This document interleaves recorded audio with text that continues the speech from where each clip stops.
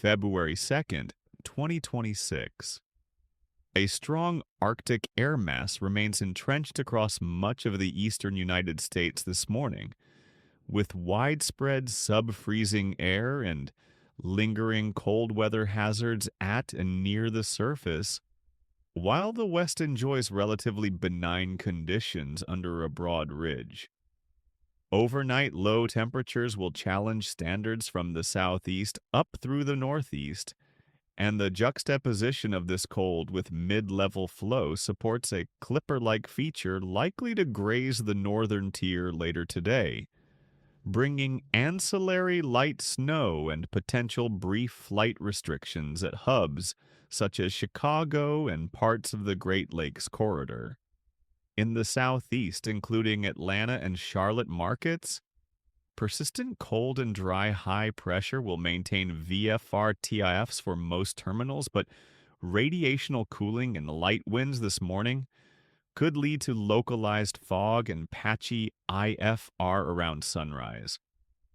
Across Florida hub cities, Miami, Jacksonville, and Tampa, freeze warnings persist early with dry northwest flow and elevated rip current risk offshore. Temperatures moderate only slowly with no significant precipitation expected.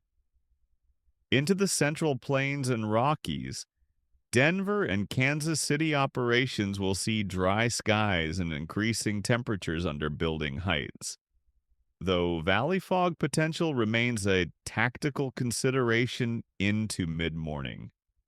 In the Pacific Northwest around Seattle/Tacoma and Portland, light winds and near-zonal flow will translate to mainly VFR conditions, with high pressure suppressing significant systems, though coastal stratus may linger and valley fog remains possible.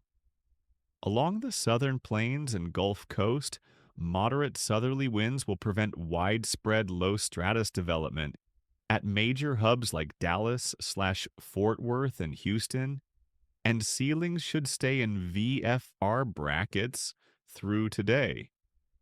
In the Northeast and Mid-Atlantic, Boston and New York area airports will remain cold but dry as the departing trough aloft lifts east.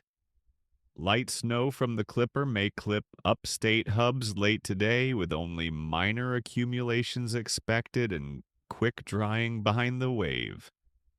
Mechanistically, a disrupted polar vortex upstream continues to funnel deep cold into the eastern half of the country, while a broad west coast ridge keeps most unsettled weather suppressed in the far west.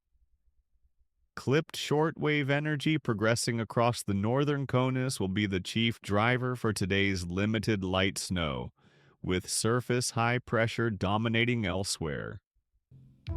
Overall, anticipate cold starts with improving ceilings and visibilities by mid to late morning across the southeast and northeast, mostly dry flight conditions in the central corridor and west, and brief localized MVFR/IFR potentials near low-lying terrain, river valleys, and coastal fog zones.